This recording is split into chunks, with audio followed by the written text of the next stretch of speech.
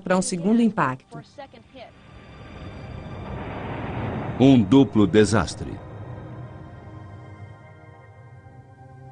Todo o processo de impacto provavelmente levou cerca de 2 dias para ser completado. Teria sido um terrível final de semana para se estar na Terra. No entanto, nosso prêmio é a Lua. Ela se formou fora do raio Roche, 22.500 quilômetros da superfície da Terra Marco II.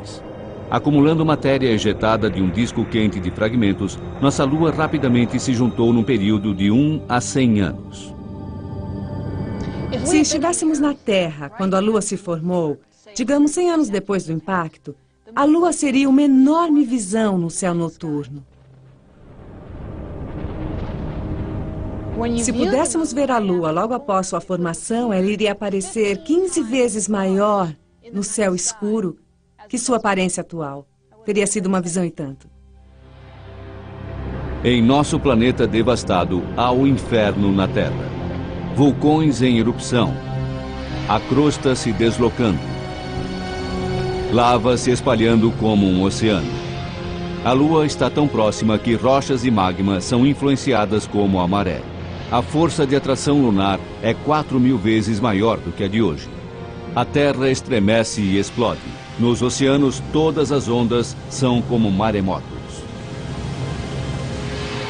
Gradualmente, através de 4,5 bilhões de anos, a Terra esfria e se acalma.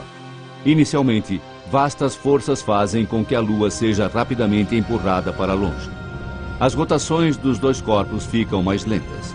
A duração dos nossos dias passa de 4 para 24 horas. A ação das marés continua a diminuir a velocidade de rotação da Terra e mantém a Lua afastada. Cientistas sabem disso através do exame das camadas de rochas, chamadas de cadenciômetros das marés. Elas mostram a frequência das marés pré-históricas. Marjorie Chan, da Universidade de Utah, procura por estes cadenciômetros em Big Cottonwood Canyon. Várias eras atrás, estas eram camadas de sedimento deixadas pelas marés no estuário de um rio. Algumas destas camadas de rocha possuem apenas a espessura de uma folha de papel. E é como se cada pedaço de papel representasse uma história, uma página retirada de um diário contando o que aconteceu há 1 bilhão de anos. As descobertas de Chan são concretas. Marés primitivas eram mais frequentes e os dias muito mais curtos. É incrível que esses cadenciômetros de marés possam nos dizer que o dia possui apenas 18 horas, porque podemos contar a partir do ritmo das marés. Podemos ver quantos ritmos existiam num dia, quantos dias existiam num mês, quantos meses existiam num ano, e usamos esses cálculos para mostrar como a Lua vem se afastando da Terra. De 22.500 quilômetros no início, a Lua está agora a 376.500 quilômetros da Terra. Atualmente, quando os 3 corpos se alinham, a Lua pode cobrir o Sol com precisão. Na Terra, nós vemos o fenômeno como um eclipse total, uma incrível coincidência cósmica. Estes eclipses são outras evidências de que a Lua está se afastando da Terra. Este é um eclipse total como vemos hoje, mas era assim que veríamos o eclipse quando a Lua estava mais próxima da Terra. No futuro, quando a Lua estiver mais distante, um eclipse total será coisa do passado. Antigas documentações de eclipses revelam que há apenas cerca de 2.000 anos atrás a duração do dia era um pouco mais curta do que atualmente. Se tivesse se mantido constante, o eclipse solar de 136 a.C. teria seguido esta linha de totalidade. Em vez disso, como o dia era 1/20 de segundo mais curto, a totalidade se deslocou para o leste através da Babilônia. Mais de 1/4 de século atrás, os astronautas da Apollo instalaram refletores na Lua. Hoje, eles são alvos para os astrônomos do Observatório McDonald, no Texas. Ao receber os raios laser que retornam dos refletores, a velocidade na qual a Lua está se afastando pode ser medida até a largura de um fio de cabelo. A distância está se ampliando em 3,8 centímetros por ano. Dessa forma, em 4,5 bilhões de anos, a Lua em nosso céu encolheu até chegar nisso. A força de atração gravitacional da Lua mantém a Terra numa posição horizontal, com uma inclinação de 23 graus. Marte, ao contrário, não possui uma grande lua estabilizadora. Consequentemente, ele oscila em seu eixo. Ao longo de milhões de anos, a inclinação pode variar de 0 a 90 graus, fazendo com que seu clima seja inconstante. Imagine a Terra dessa forma. Em Paris, no Bureau de Longitude, o astrônomo Jacques Lascar faz exatamente isso. Ele se pergunta o que aconteceria à Terra sem nossa grande e benéfica Lua. Primeiro, ele faz modelos da Terra com a Lua. Nosso eixo se move num círculo, mas sempre a 23 graus. Ao remover a Lua, o movimento circular diminui, mas o planeta fica maluco. Os cálculos de Lascar mostram um caos. Tire a Lua e nós perdemos toda a estabilidade.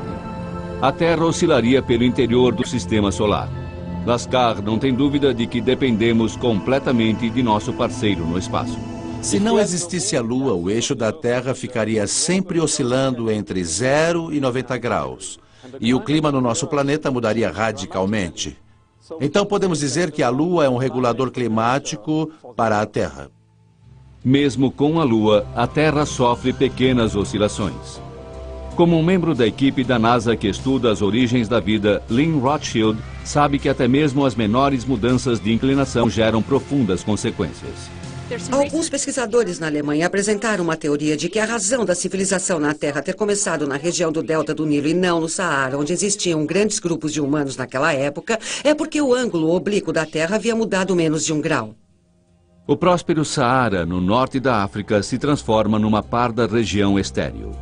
Hoje, ele é o maior deserto da Terra, produto de uma mudança de ângulo do eixo planetário. Sem a Lua, estaríamos vivenciando mudanças de angulação de 20, 30, 40 e 50 graus e até mais. E então compare essas mudanças com aquela de menos de 1 grau que causou a migração em massa de humanos e podemos imaginar que problema sério a falta da Lua traria para a vida na Terra. Portanto, ao perdermos a Lua, existem motivos para preocupação. Seria este o Egito quando a Terra começar a oscilar? Seria este o Saara do futuro? Será que a Antártica se transformaria num deserto escaldante? Estas são as perspectivas se nós perdermos a Lua e a Terra girar descontrolada. De repente, teríamos verões que seriam incrivelmente quentes. Na parte terrestre, estamos falando de talvez mais de 100 graus centígrados, mais do que a temperatura de ebulição da água. Por outro lado, teríamos invernos com temperaturas abaixo do congelamento, provavelmente tão frio quanto o gelo seco. Temperaturas incrivelmente frias. Placas de gelo avançariam e recuariam através do Equador.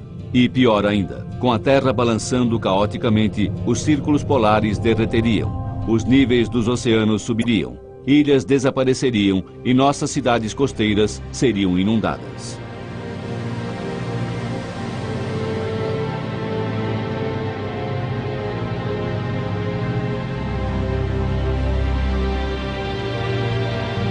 É fato concreto, a Lua está nos abandonando. E quanto mais distante, menor sua capacidade de estabilizar nosso planeta, e mais lenta será a rotação da Terra. Nossos dias ficarão cada vez mais longos. Uma forma de diminuir os efeitos do distanciamento da Lua é a construção de represas, não em rios, mas nos oceanos.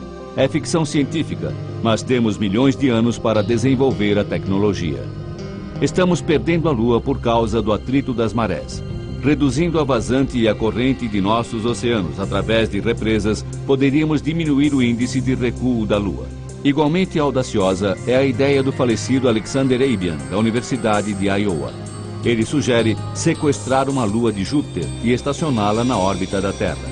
Esta lua, Europa, é grande o suficiente para o trabalho.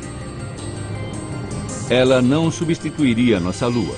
Europa apenas ajudaria a manter nosso planeta alinhado, já que a influência de nossa Lua está diminuindo.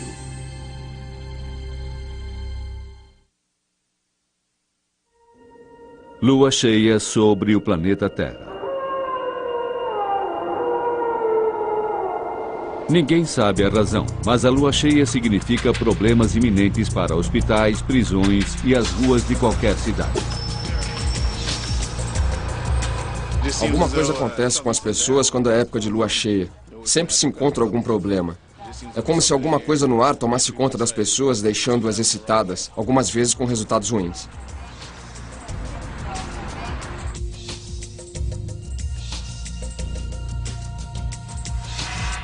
Da lua nova à lua cheia, os cientistas explicam as fases lunares.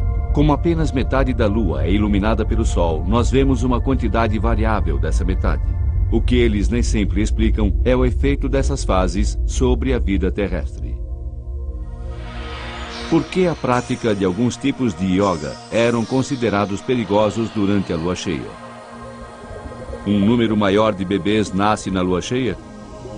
Será que a órbita da Lua de 29 dias e meio terrestres, o mês lunar, influencia o ciclo menstrual? Para os homens primitivos, a lua cheia significava mais luz para suas caçadas. Existe uma teoria de que isso conectou o ciclo menstrual ao ciclo lunar. Enquanto o homem caçava, a mulher podia manter-se infértil. Mas nos dias negros da lua nova, quando os homens estavam em casa, a mulher deveria estar fértil para a sobrevivência de nossa espécie. Na natureza, uma vez por ano, as larvas palolos sobem até a superfície do oceano para o acasalamento, uma noite antes de uma lua nova. Presa fácil para os moradores destas ilhas dos mares do sul. Os corais crescem na Grande Barreira de Recifes. Isso acontece apenas na lua cheia em novembro, o sinal lunar para 1000 espécies se reproduzirem.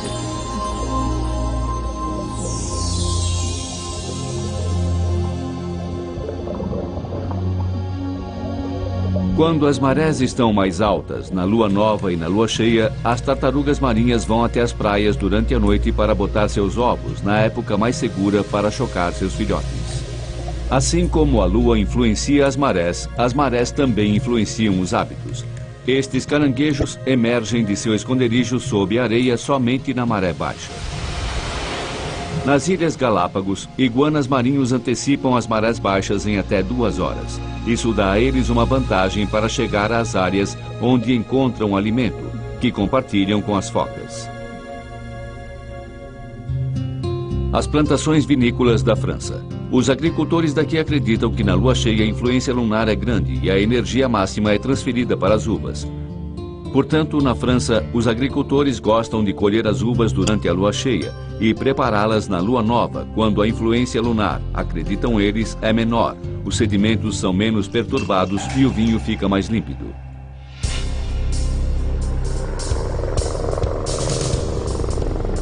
A vida na Terra é sem dúvida dominada pelos ritmos da Lua. A questão que está surgindo agora é se o impacto que formou a Lua pode ter acelerado a vida em si. Groenlândia, 1999, e uma incrível descoberta. Estamos voando para um acampamento nesta remota área do oeste da Groenlândia e podemos chegar aqui apenas de helicóptero, e do acampamento vamos andar até o local onde encontraremos o capítulo 1 da história da Terra. 3 bilhões e 800 milhões de anos atrás, esta área rochosa fazia parte do fundo do oceano. Um inuit nativo, Minik Rosen, é o primeiro a descobrir seu segredo. Esta é a mais antiga, esta é a mais antiga rocha da Terra. Este é o material mais antigo que você pode pegar nas mãos. E se você quiser tocar algo mais antigo do que isso, vai ter que ir até a Lua para encontrá-lo.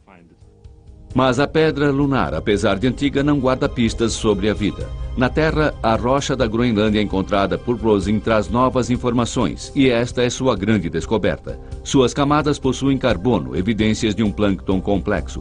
Esse plâncton existiu há muito tempo, 200 milhões de anos antes da data previamente estimada para o início da vida, puxando esta data para mais perto do impacto formador da Lua. Foi realmente uma experiência incrível, porque seres vivos não deveriam existir naquela época, e se existissem, definitivamente não deveriam ser em formas de vida que teriam existido em alto mar. Previamente, acreditava-se que os seres vivos primitivos existiam apenas em ambientes extremos, alimentando-se dos gases de vulcões submersos. Este homem explica de forma brilhante as descobertas da Groenlândia. Como membro da National Academy, ele é consultor na área de ciências para o governo norte-americano. Norman Sleep acredita que o impacto do Orfeu, responsável pela formação